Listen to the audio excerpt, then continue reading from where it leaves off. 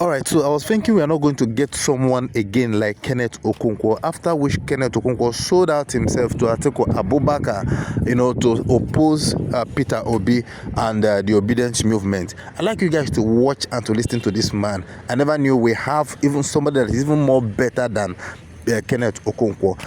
365 days times 4. Almost, it's a whole lot of time to transform this country. This man has said it all here. Let's just listen to him and then we'll come back to analyze this. No, we are looking at how to save this country. Peter Obi is somebody that has conquered greed, is moral and politically upright and disciplined. Very disciplined. How I wish many Nigerians could just be used as people who go to him so that they can get mentored.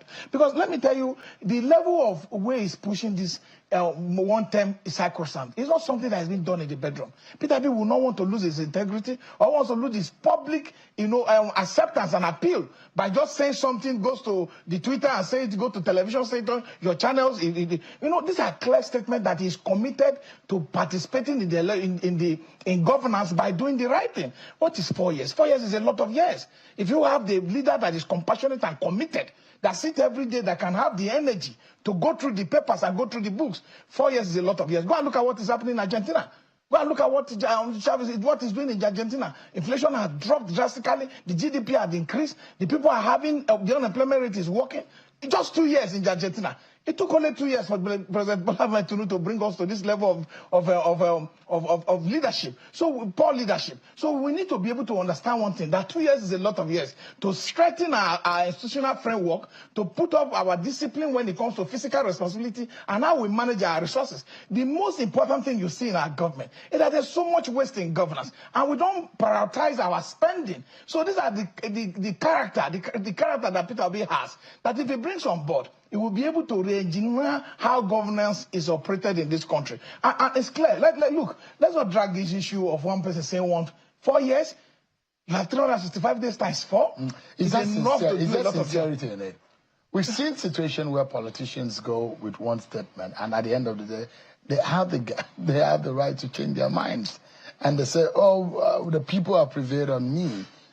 That's what I said, that's what I want, but what will I do when people say, no, that you must change your mind? You have to listen to the people. We've heard that over and over again. This country is very diverse. Power is not domiciled in one zone. People will see you.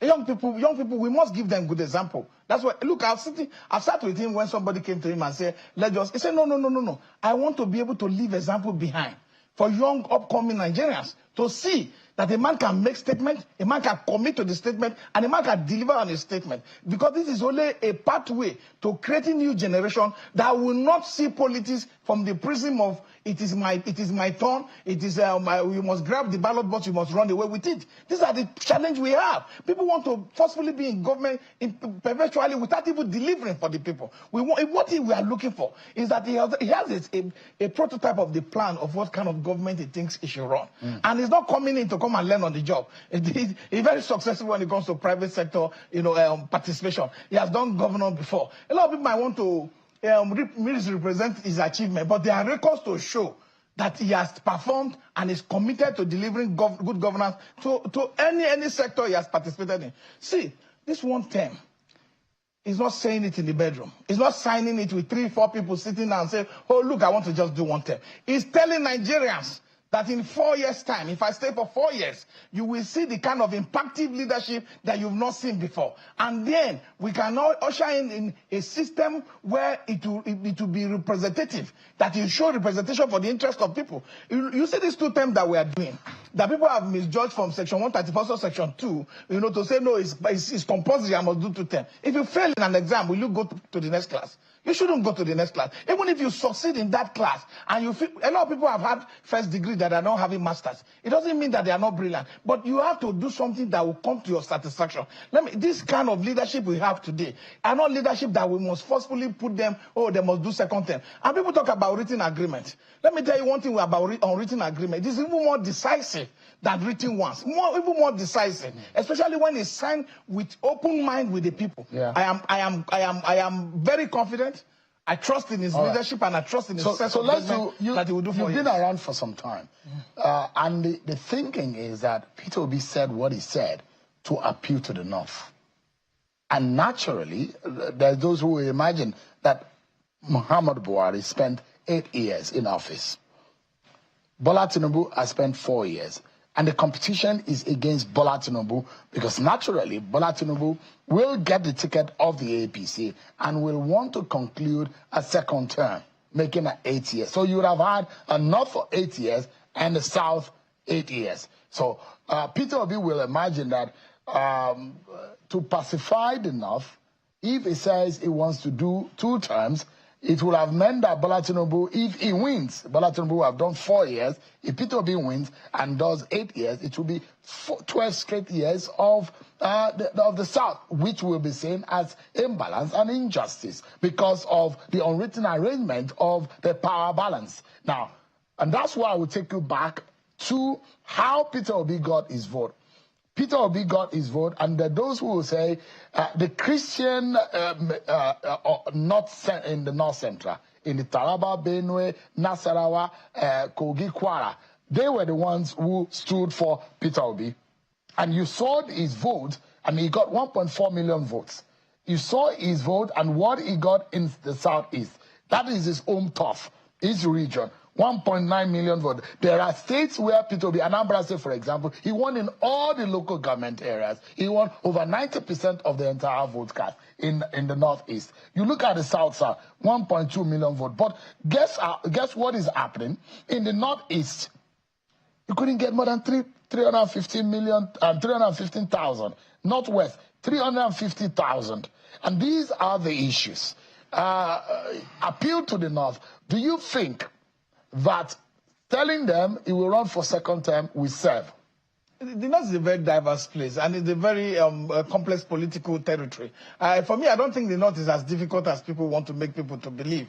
And people talk about this vote. I really don't rely on this data. Why? Because there are other public data that does not tally with the data announced by any. But let's leave that as it may be. But the fact is that the northern Nigeria that you see today, where comprising from Kaduna, Kano, Sokoto, and all that, his performance was very clear. Very clear. Even in Plateau, you saw what he did in Plateau.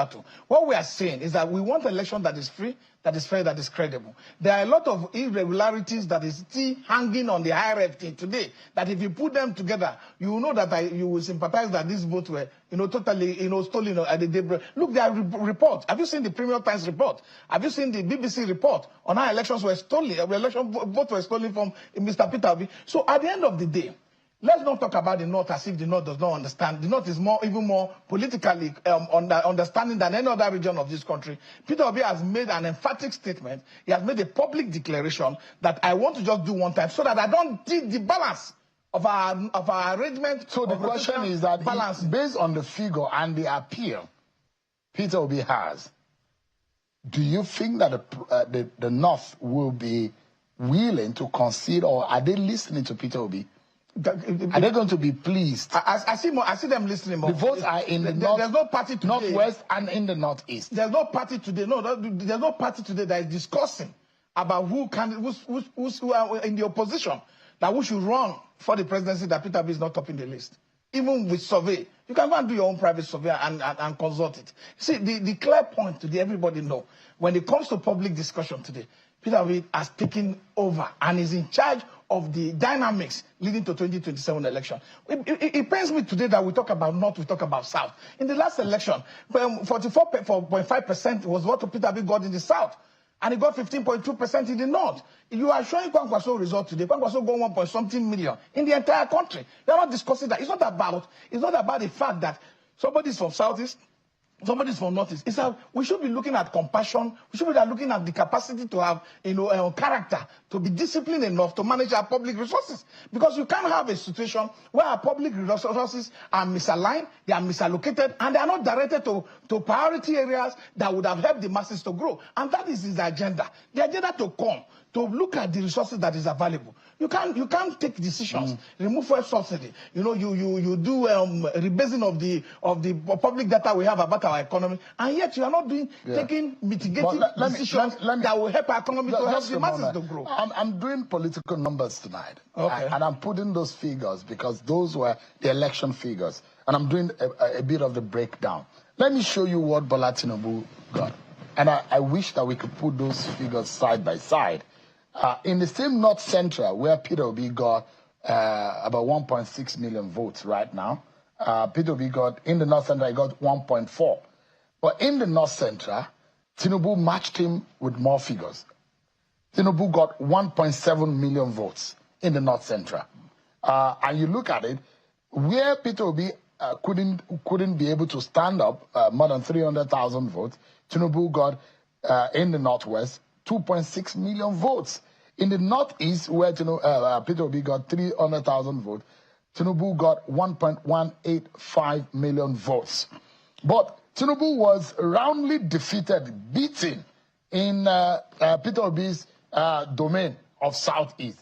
Tinubu got a paltry 127,000. That means he's very unpopular in the Southeast, although he has governors who are currently holding some state in the South. But even at that, Tinubu and the APC were roundly defeated in the Southeast. So you look at this figure. And in the Southwest, where Peter Obi also got a lot of figure, Tinubu, that is Tinubu's domain. That is the second highest vote by region, geopolitical zone, that Tinubu got. 2.279 million votes. That's what Tinubu. If you look at all of this, you will see that Tinubu is more acceptable in the Southwest, more acceptable in the Northwest, and more acceptable in the North Central. And these are three critical regions where the votes emerge from. If you look at the 10 top states where the votes come from, you find them in these three regions. Let me tell you one very clear fact. The 2023 election, there were dynamics that determined this course. Vote that came out from the Northeast and from the Northwest especially.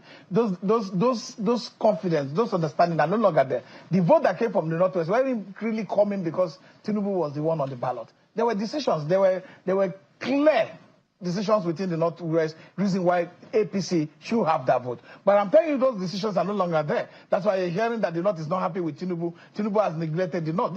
You can't use this data to now be able to judge what will happen in 2027. Because I'm telling you, there's a distinctive difference between what will happen in 2027 than what happened in 2023. Today, as we speak, more people are more enlightened, more people have come to the realization. When you are contesting the election, and you are contesting as somebody who is in office, he must come with his scorecard. It is his record of performance that determines how much vote he's going to get. The people have had a chance to govern for the past 2 years. What are the records? What is the level of human developmental index in this country today? The data we have data in the public that does not reflect performance for the benefit of people. The masses are suffering. The economy is stagnating. So these are the challenges Tinubu will have going to the next election. So Tinubu, you are of the opinion that Tinubu has been rejected by the North? Completely, by the Nigerian masses. It's not just about the North. So these figures may not stand. Even when he lost got in FCT, with all full scale. And he lost in Lagos too. Yes, in full scale. So, and that has not changed because he hasn't done anything. Although it was a marginal loss to Peter Obi, with just a few thousands. I want to rely on the data because it's public But Peter Obi won there. And those data. But what we're saying Peter Obi won in Lagos. Peter Obi he won in FCT. Going to the next election is not going to be the same thing. And that's why you find out that the struggle to, try to give appointment, try to change things, try to see whether you can catch up. You can see even the chief of staff is holding meeting with Northern House of Reps who served with him and say, please allow him to go a second time. Don't remove him. Because they know the people are not happy. Has Peter Obi made more inroads in the North? Because he did badly. I'm from the northern Nigeria, don't forget. Maybe you see me because I speak Yoruba. You think I'm from Ogun State. I'm from northern Nigeria. And we know as we speak today that the current available decisions of our people favors Peter Obi. You can decide to see anything. But I know what happened in the North Central. I know what happened in some part of the Northeast. You can see that Bauchi, people weren't even allowed to vote. The videos are in public. So we are going to now challenge this all the illegal processes that was deployed in 2023 to undermine our voters, to undermine the outcome of the election. And we are going to now put up mechanisms in place that will be able to defend properly the popularity that Peter Obi has gotten and the acceptance that Peter Obi has. All right, so if you have watched and listened up to this point, you will agree with me that we have men.